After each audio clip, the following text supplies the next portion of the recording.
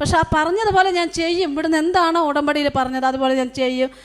പക്ഷെ അമ്മ പ്രാർത്ഥിച്ചിട്ട് എൻ്റെ കയ്യിൽ അന്ന് മരുന്നായിട്ടുണ്ടായിരുന്നത് വെഞ്ചരിച്ച തൈലും ഉപ്പും മാത്രമായിരുന്നു. അത് 2 കയ്യിലും എടുത്തിട്ട് അങ്ങോട്ട് തേച്ച് 2 കാലിലും തേച്ച് അങ്ങ് കരഞ്ഞങ്ങോട്ട് പ്രാർത്ഥിച്ചു. അപ്പോൾ എനിക്ക് അങ്ങനെ വല്ലാത്തൊരു മയക്കം വന്നു. ആ ചോർച്ചിലൊക്കെ സമാധാനം കിട്ടിയൊന്നും എനിക്കറിയില്ല. ഞാൻ ഉറങ്ങിപ്പോയി നേരം വെളുത്ത് എഴുന്നേൽക്കുന്ന സമയത്ത് ഈ പുണ്ണിൻ്റെ ഈ ഉണ്ടായിരുന്ന കാലിൽ എൻ്റെ അനുഭവത്തിൽ വെറും പാട് മാത്രമാണ് അവിടെ ഉണ്ടായിരുന്നത്, വെറുതെ ഒരു കളറ്. അവന് നന്ദി. ഞാൻ പാലക്കാട് ഒറ്റപ്പാലത്ത് നിന്ന് വരുന്നു. എൻ്റെ പേര് ഹേമലത. ഞാൻ ഹിന്ദു മതത്തിൽ ജനിച്ച ആളാണ്. എനിക്ക് 5 മക്കളാണുള്ളത്, 5 പെൺമക്കൾ. ഞാനിവിടെ ഇടയായ കാര്യം, ഇപ്പം ഞാൻ ദൈവത്തിൽ എനിക്ക് ബൈബിൾ എന്താണെന്നോ വചനം എന്താണെന്നോ ഒന്നും തന്നെ അറിയില്ല. പക്ഷെ എത്രയോ വർഷങ്ങൾക്ക് മുമ്പ് യേശു എന്നൊരു നാമത്തിൽ ആരോ പറഞ്ഞ് കേട്ടൊരു മനസ്സിൽ തറഞ്ഞൊരു വിശ്വാസം നിൽക്കുന്നുണ്ടായിരുന്നു. പക്ഷെ അതിനെപ്പറ്റി എനിക്ക് കൂടുതലൊന്നും അറിയില്ലായിരുന്നു. ബൈബിള് നോക്കിയാലും അതിലെ വചനം വായിച്ചാലും അതിൻ്റെ അർത്ഥങ്ങളോ അല്ലെങ്കിൽ എന്താണ് അത് എന്നൊന്നും എനിക്ക് ഒന്നും അറിയില്ലായിരുന്നു. അപ്പോൾ ഞാനിവിടെ വരാനുണ്ടായ ഒരു കാരണം, എൻ്റെ 4ാമത്തെ മകൾ നിമിഷ എന്നാണ് പേര്. അവൾക്ക് മെഡിക്കൽ സയൻസിന് ഡോക്ടറാകണം എന്നായിരുന്നു ചെറുപ്പം മുതലുള്ളൊരാഗ്രഹം. അപ്പോൾ +2 കഴിഞ്ഞു. അവൾക്ക് അഡ്മിഷൻ എടുക്കാനായിട്ട് കോച്ചിങ് സെൻറ്ററിൽ അഡ്മിഷൻ എടുക്കാനായിട്ട്, അതായത് സാമ്പത്തികമായിട്ട് വളരെ ലോ ഫാമിലിയാണ് ഞങ്ങൾ. ചെറിയൊരു ഫാൻസി കട, അതിൽ ഈ ഗ്യാരണ്ടി ആഭരണങ്ങൾ വീടുകളിൽ ഓർഡർ പിടിച്ച് കൊണ്ട് കൊടുക്കുക. വാടക വീടാണ്, സ്വന്തമായിട്ടൊരിത്തിരി സ്ഥലമോ സ്വന്തമായിട്ടൊരു വീടോ ഇല്ലാതെ 5 മക്കളെയും ഞാൻ മൂത്ത മോളെ ഫാർമസിസ്റ്റാക്കി, 2ാമത്തെ മോളെ MBA കഴിഞ്ഞു, 3ാമത്തെ മോൾ BTech കഴിഞ്ഞു, 4ാമത്തെ മോളാണ് നിമിഷ. അവൾക്ക് MBBS എടുക്കണമെന്ന ആഗ്രഹം.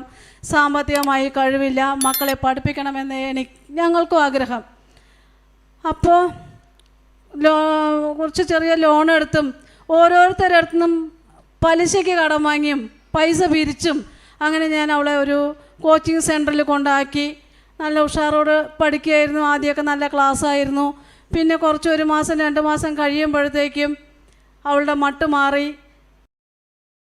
അവൾ സാധാരണ ഒരു മലയാളം മീഡിയം സ്കൂളിൽ പഠിച്ച് വളർന്നൊരു കുട്ടിയാണ്. അവരേച്ച് നല്ല മാർക്കുണ്ട്. പക്ഷേ എങ്കിലും ബേസിക്കായിട്ട് എനിക്ക് നല്ലൊരു ഇംഗ്ലീഷ് സ്റ്റഡിയൊന്നും കൊടുക്കാൻ എനിക്ക് കഴിഞ്ഞിട്ടില്ല. അവൾ പഠിച്ച സ്കൂളിലൊക്കെ ഫസ്റ്റായിരുന്നു. ആ ഒരു ഇത് വെച്ചിട്ടാണ് അവളുടെ ആഗ്രഹം. ദൈവം സാധിപ്പിക്കുമെങ്കിൽ, അവൾക്ക് ഭാഗ്യമുണ്ടെങ്കിൽ കിട്ടും. അതൊരു പൈസയുടെ കാര്യത്തിൽ നമ്മുടെ സാമ്പത്തികത്തിൻ്റെ പേരിൽ അത് ഇല്ലാതാവണ്ട എന്ന് വിചാരിച്ചുകൊണ്ട് ഞങ്ങൾ അതിനെ തുനിഞ്ഞ് നേരത്തെ പറഞ്ഞ പോലെ പൈസ കടം വാങ്ങിയ പിരിവെടുത്തും ഞാൻ അവളെ മെഡിക്കൽ കോച്ചിങ് പഠിക്കാനായിട്ട് സെൻറ്ററിൽ കൊണ്ടാക്കി. 1 മാസം 2 മാസം കഴിയുമ്പോഴത്തേക്ക് അവളുടെ മട്ട് മാറി. തിരിച്ചു വരണം, എനിക്ക് അവിടെ പഠിക്കാൻ പറ്റുന്നില്ല അമ്മ, ഞാൻ പഠിക്കാം പക്ഷേ എനിക്ക് അവിടെ നിൽക്കാൻ പറ്റുന്നില്ല, ഹോസ്റ്റലിൽ അഡ്ജസ്റ്റ് ചെയ്യാൻ പറ്റുന്നില്ല, എനിക്ക് തീരെ യാതൊരു നിവൃത്തിയില്ല. എൻ്റെ ഒപ്പം പഠിക്കുന്നവർ മുഴുവൻ നല്ല ടോപ്പായി പഠിക്കുന്നവരും അവർക്ക് നല്ല ബേസിക്കുള്ളവരും BDSന് കിട്ടിയവരും ആയുർവേദത്തിന് കിട്ടിയവരൊക്കെയാണ് ഒപ്പമുള്ളത്. അവർക്കൊപ്പം എനിക്ക് പഞ്ഞെത്താൻ പറ്റുന്നില്ല, പഠിച്ച് മുന്നോട്ട് പോകണില്ല എന്നുള്ള ഒരേ സങ്കടമായി. ആ ആൾ ടയേർഡായി, കരച്ചിലായി. ദൈവമേ, ഞാൻ എന്താ ചെയ്യുക? എനിക്ക് വല്ലാത്തൊരവസ്ഥയിലായി. ഞാൻ ഈ കടം വാങ്ങിയ കാശ് ഒരടവ് പോലും തിരിച്ചു കൊടുക്കാത്ത മുമ്പ് തിരിച്ച് മോൾ ഇങ്ങോട്ട് വരിക എന്ന് പറഞ്ഞാൽ ഞാൻ എന്താ ചെയ്യുക? അവളൊന്നും പറഞ്ഞില്ല. എൻ്റെ മോൾ പഠിക്കാൻ വയ്യെങ്കിൽ നീ വന്ന വീട്ടിലേക്ക് എന്ന് പറഞ്ഞ് ഭയങ്കര സങ്കടമായിരിക്കുന്ന സമയത്താണ് അവളുടെ കൂട്ടുകാരി എന്നെ, സൂര്യ എന്നാണ് ആ കുട്ടിയുടെ പേര് പറയുക, അവളുടെ അമ്മ എറണാകുളത്താണ് അവരുടെ വീട്. അപ്പോൾ അവരെന്നെ ഇങ്ങനെ വിളിച്ച് പറഞ്ഞു, ആ കുട്ടി ഏകദേശം ഇതേ ഒരു മട്ടിലായിരുന്നു. അപ്പോൾ അവരെന്നെ വിളിച്ചിട്ട് പറഞ്ഞു, എടാ ഹേമലത, എന്നെ പോലെ ഈ ആലപ്പുഴ കലവൂർ എന്നൊരു സ്ഥലത്ത് കൃപാസനം എന്നുള്ളൊരു ആരാധന കേന്ദ്രമുണ്ട്. പിന്നെ ആരോ പറയാനായിട്ടാണ്, നമുക്ക് എൻ്റെ അമ്മയ്ക്കൊരു പത്രം കിട്ടിയിട്ടുണ്ട്, നമുക്ക് അവിടെ ഒന്ന് പോയി നോക്കാം, അവിടെ ഒരുപാട് അനുഗ്രഹങ്ങളുണ്ടെന്ന് എല്ലാവരും പറയാനായിട്ടുണ്ട്, നമുക്കൊന്ന് ആശ്രയിക്കാൻ നമുക്ക് അവിടെ ഒന്ന് പോയി നോക്കാമെന്ന് പറഞ്ഞു. അങ്ങനെ അത് കേട്ടപ്പോൾ എനിക്ക് എവിടുന്നോ ഒരു ഉൾവിളി കിട്ടിയതുപോലെ, അതാണ് ശരി, അവിടെ എത്തണം എന്നുള്ളതായി. ഞാൻ പിന്നെ ഏട്ടനോട് പറഞ്ഞേട്ടാ, എനിക്ക് എത്രയും പെട്ടെന്ന് തന്നെ എനിക്ക് ആ കലവൂർ എവിടെയാണ് ആ സ്ഥലം ഉള്ളത്, എവിടെയാണ് ആ ആരാധന കേന്ദ്രം ഉള്ളത്, എനിക്ക് അവിടെ എത്തിയേ പറ്റൂ എന്ന് പറഞ്ഞ് ഞാൻ അന്വേഷിച്ച് ഇവിടെ എത്തി അന്ന് തന്നെ ഞാൻ കൗൺസിലിംഗ് ചെയ്ത് കഴിഞ്ഞപ്പോൾ അമ്മ മാതാവിൻ്റെ മാറോട് ചേർത്ത് കണ്ണടച്ച് പ്രാർത്ഥിക്കാൻ പറഞ്ഞു. ഞാൻ അമ്മ മാതാവിൻ്റെ മാറോട് ചേർത്ത് കണ്ണടച്ച് പ്രാർത്ഥിച്ചപ്പോൾ ഞാൻ ശരിക്കും അമ്മയെ കണ്ടു എന്ന് മാത്രമല്ല, എൻ്റെ സങ്കടം അവിടെ തീർന്നു, എൻ്റെ കഷ്ടങ്ങളെല്ലാം അവിടെ തീർന്നതുപോലൊരു ഫീലായിരുന്നു എനിക്ക്. ഞാൻ ഉടമ്പടി എടുത്ത് എൻ്റെ 5 മക്കളുടെ കാര്യങ്ങളും വീടില്ലായ്മയും കടബാധ്യതകളും എല്ലാം 6 കോളത്തിൽ എഴുതി മാതാവിനോട് തിരുസഭയിൽ വന്ന് ആവശ്യപ്പെടലും കഴിഞ്ഞത്.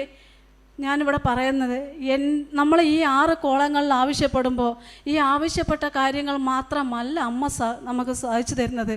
ആവശ്യപ്പെടാത്ത, നമ്മൾ പറയാൻ മറന്നുപോയ പല കാര്യങ്ങളും, അമ്മ അറിയുന്ന കാര്യങ്ങൾ, ഒരുപാട് അനുഗ്രഹങ്ങൾ നമുക്ക് കിട്ടും.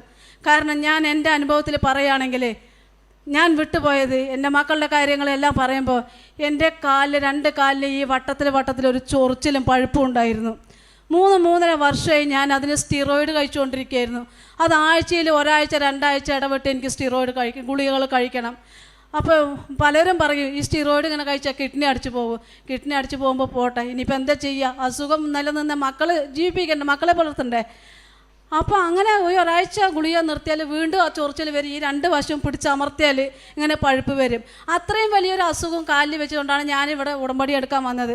പക്ഷേ ഇത്രയും കാര്യങ്ങളും ആവശ്യങ്ങളും മക്കളുടെ ആവശ്യങ്ങളും കുടുംബത്തിലെ ആവശ്യങ്ങളും ഞാനിവിടെ അവതരിപ്പിക്കുമ്പോൾ സത്യം പറഞ്ഞാൽ എൻ്റെ കാര്യം ഞാൻ പറയാനോ, എൻ്റെ കാര്യം ആവശ്യപ്പെടാനോ, എൻ്റെ കാര്യം ഞാൻ എഴുതാനോ മറന്നുപോയി എന്നാണ് സത്യം. ഞാൻ ഇവിടുന്ന് പോയി ഒരു 10 ദിവസത്തിൻ്റെ ഉള്ളിൽ, അല്ല ഒരാഴ്ചൻ്റെ ഉള്ളിൽ, ഒരു 11 മണിയാണ് സമയത്ത് എൻ്റെ കാലിന് ചൊറിച്ചിൽ തുടങ്ങി. കാലിന് ചൊറിച്ചിൽ തുടങ്ങാമെന്ന് പറഞ്ഞാൽ ഇങ്ങനെ പുഴുക്കൽ ഇങ്ങനെ അരിക്കണ മാതിരി, നമുക്ക് കാണുന്നില്ല എന്നേ ഉള്ളൂ. വായി വിട്ട് കരഞ്ഞു പോകുക, തലയ്ക്ക് പിടിക്കുക അങ്ങനെ ചൊറിച്ചിൽ.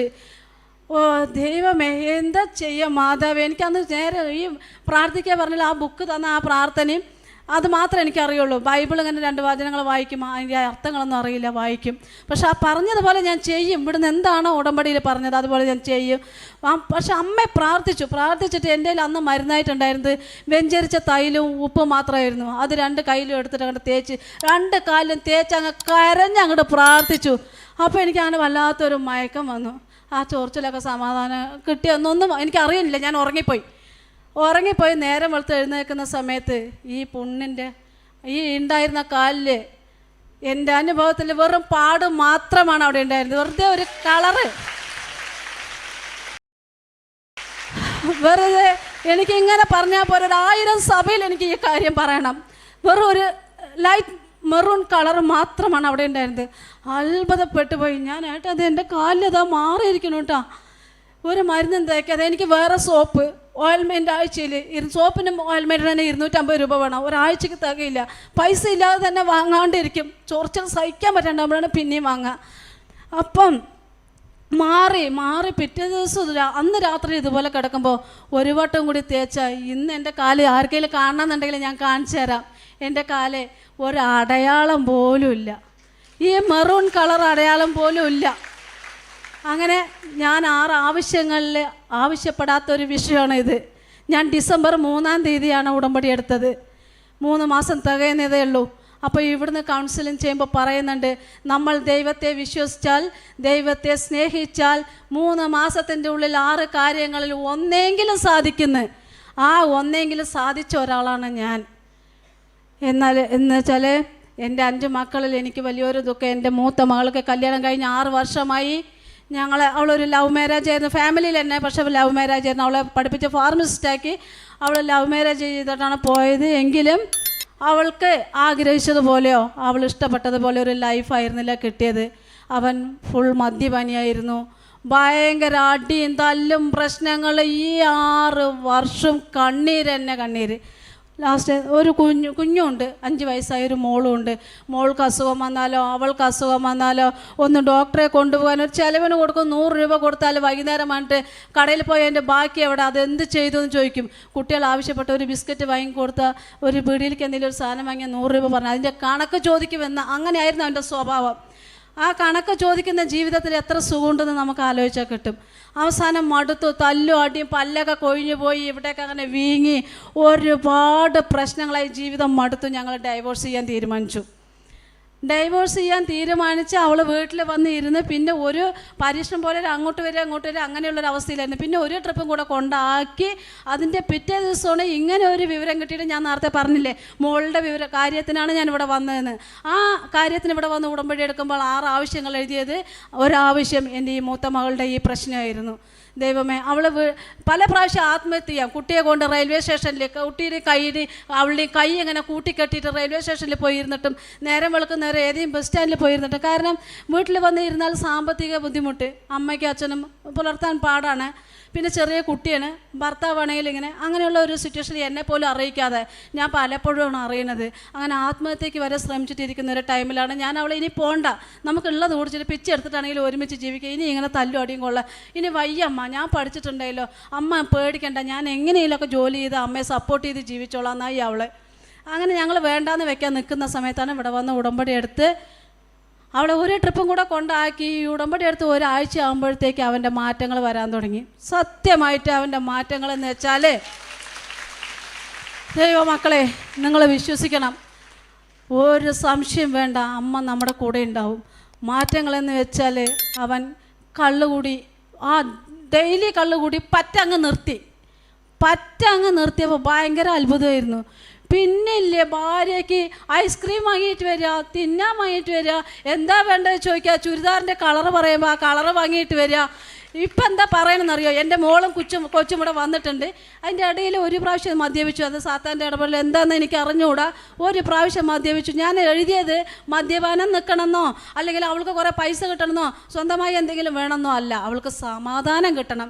എനിക്ക് എൻ്റെ മോളെ പറ്റിയിട്ടുള്ള ആ വിഷമം തീർത്തു തരണമെന്ന് മാത്രമേ ഞാൻ പ്രാർത്ഥിച്ചിട്ടുള്ളൂ.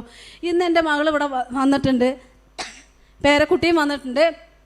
അവർ തമ്മിലിന്ന് ഭയങ്കര പ്രണയത്തിലാണ്, മനസ്സിലായില്ലേ? അപ്പോൾ അവർ ഇവിടെ വന്ന് അവൾക്ക് സാക്ഷ്യം പറഞ്ഞു, ഞാൻ പറയാം. അങ്ങനെ അമ്മ ആ ഒരു കാര്യം സാധിച്ച് എന്നെ സന്തോഷിപ്പിച്ചു. ഇന്ന് അവൾ ഭയങ്കര ഹാപ്പിയായി, ഭയങ്കര സന്തോഷത്തിൽ അവളിവിടെ ഉടമ്പടി എടുക്കാൻ അവിടെ കോയമ്പത്തൂരാണ് ജീവിക്കുന്നത്. അവിടെ അവൾ ദൈവവേല ചെയ്ത് അവളുടെ നാത്തോന് ഓരോരുത്തർ നമ്മുടെ കൃപാസനത്തിലേക്ക് വരാൻ നിൽക്കുന്നുണ്ട്. അങ്ങനെ അപ്പോൾ ഈ മെയ് 5-നാണ് മെഡിക്കൽ എൻട്രൻസ് എക്സാം വരുന്നത്. എക്സാമിന് ഒരുങ്ങിയിരിക്കുന്ന എൻ്റെ 4ാമത്തെ മകൾ നിമിഷയ്ക്ക് വേണ്ടി എല്ലാ മക്കളും ഒന്ന് പ്രാർത്ഥിക്കണം. എനിക്ക് പൈസ തൊട്ട് പഠിപ്പിക്കാൻ വഴിയില്ല, അതുകൊണ്ട് എല്ലാവരും പ്രാർത്ഥിക്കണം. എൻ്റെ കുടുംബത്തിന് വേണ്ടി പ്രാർത്ഥിക്കണം.